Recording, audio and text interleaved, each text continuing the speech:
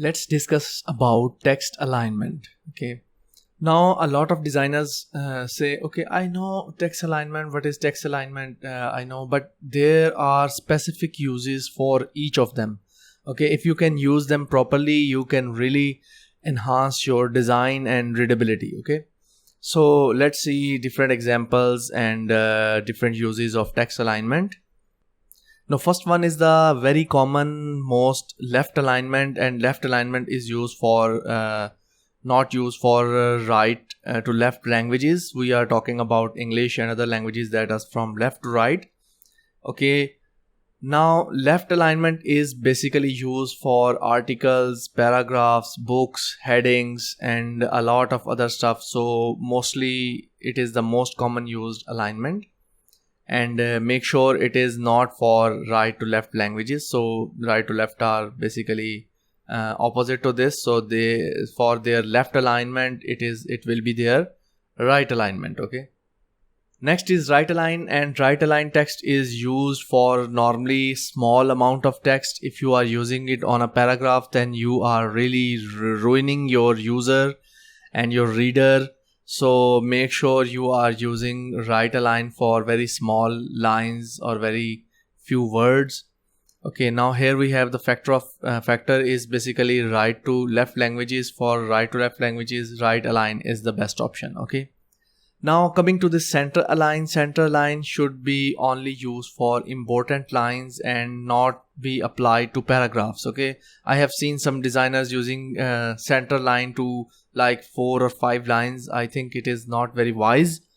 So maybe headings and taglines of some product can be center aligned, or maybe one more line, but not above 3, I guess. So here we have readability factor. Our eyes jump from one to the next line, and they are normally predicting that they should be jump to the same spot. Okay, now in the center line, they jump from one place to another. Okay, so it is not a straight line. Justified align is basically when your left and right sides are almost equal. There are no spaces at the right side. So justified align is normally used in books and magazines and newspapers. I don't recommend them using for websites or blogs. Okay, it is difficult to control them. You might need to change your text or body text, or edit your copy text to really justify align your paragraphs. Okay. Let me show you some of the examples of left and right align. You can see on the right side, I have shown you right align, proper use of right align. I am showing only 3 lines. And you might seen this right align on a lot of business cards. Now you remember why the email, phone number is almost right aligned on a lot of business cards. Okay, because it is very less text and very you can see, so aligning it right doesn't hurt the readability. Now on the left is a paragraph, so they should be aligned on the left. And this is how we use left and right align. This is the proper use of left and right align text.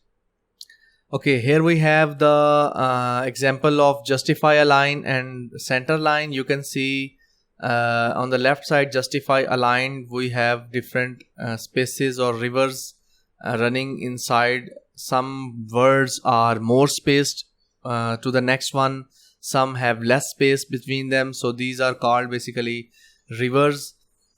This is when you try to justify align your text.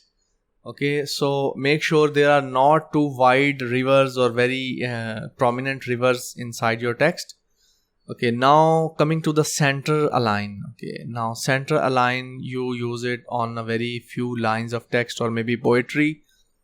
Like I have used over here. I don't know how I wrote this, but this is how we should use center align. Okay, very few lines. And maybe poetry or something like that, maybe some quote of 2 lines. So no more than 2 or 3 lines, I guess.